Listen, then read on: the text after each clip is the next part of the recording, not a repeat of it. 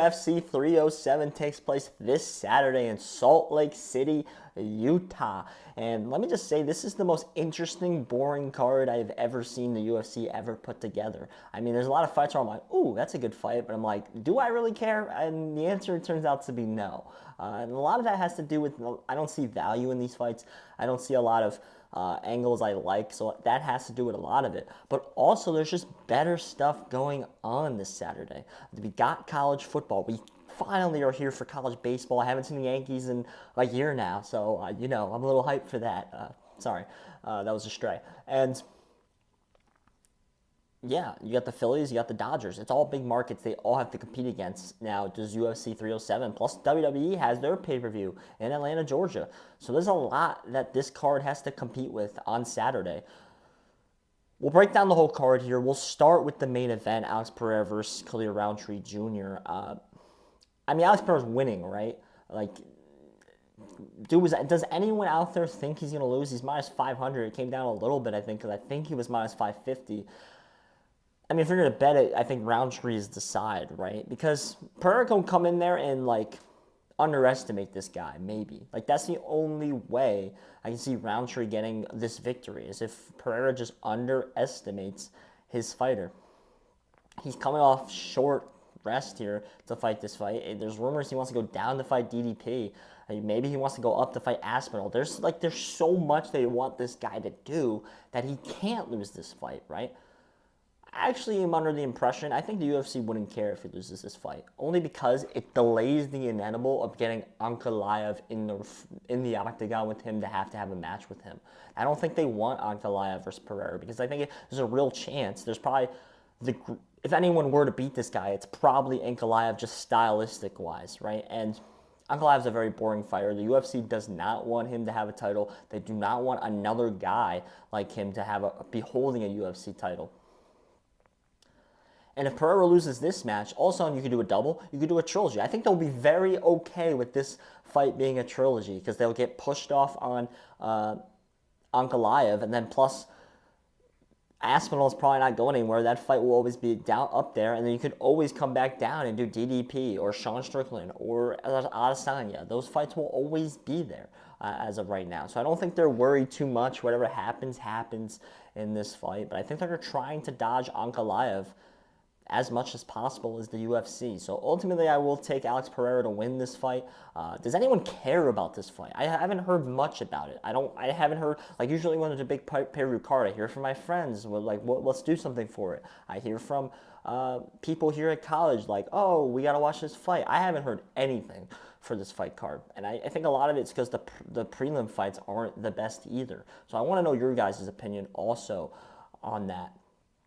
The co-main event, Raquel Pennington versus Juliana Pena for the women's bantamweight title fight. I'm a Juliana Pena fan. I'll say it. I am. I think everyone should be. Raquel Pennington's a beast. I think we all know that.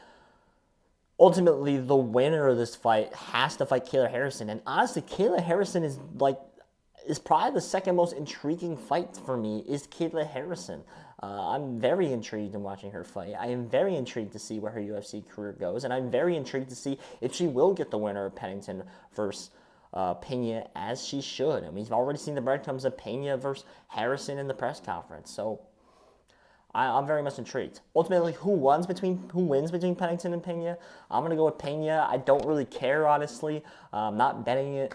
So it's kind of whatever, but I will watch it, I guess, just because it'll be on late at night. There probably will be nothing else on, so I will watch it. Ultimately, I'll take Pena, I guess.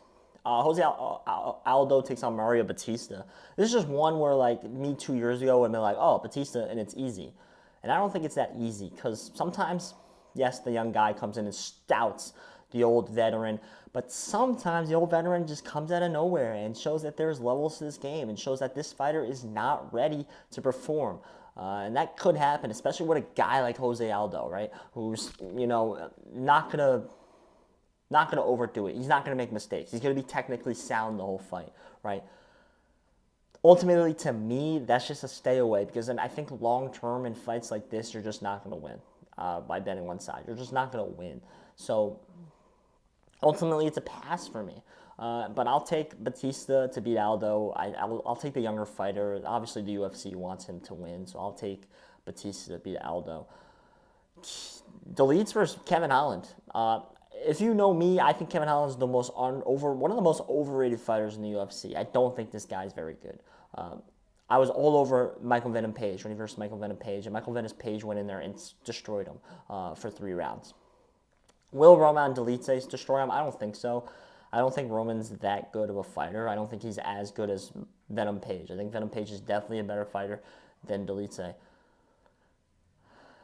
Will I bet Dolidze? I don't know. I want to, just like purely off the fact that I don't like Kevin Holland. I don't think he's that good of a fighter, so I do want to bet Dolidze. But I don't think Dolidze is that good of a fighter either. So maybe I will bet Dolidze just because I think the line should be closer to a pick, right? I mean, this is kind of me grasping at straws at this point, but I'll take Dolidze to win the fight, I guess. I'm not confident, but I don't like Kevin Holland. I think he's very overrated. I just don't see value, really, anywhere on this card, unless you want to find some weird parlays somewhere. I don't know.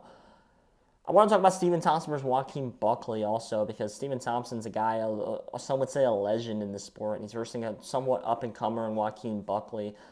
Joaquin Buckley's minus 235. I think Joaquin Buckley does get it done. I think Stephen Thompson's just at the end of his run, and there's nothing against him. I've just seen him. One of my biggest UFC bets was when he was versing Gilbert Burns in his return. He was a favorite. That was one of the easiest bets I've ever placed. Gilbert Burns went in there and just wrestled him for 3 rounds, walked away with a victory. It should be a fun fight. I think this will be a fun fight between Thompson and Buckley. I'm very intrigued in that aspect, but ultimately I will take Buckley. I just don't think Thompson has it in him anymore. I don't know when his last fight will be. I'm sure it's coming soon. He's not even on the main card anymore. UFC clearly doesn't care. I'll take Buckley to win this fight. Ultimately, that is the card breakdown. You also have Carlos Esparza on the prelims, which is crazy to me. She's versing Tessia Pennington. I guess that's Pennington's sister or something. But ultimately, that is the breakdown of the UFC 307 card. Let me know if you guys care. And if you like sports, I promise you there's something for you on this channel. So please hit the subscribe button. My name is Josh Wissey. Thank you.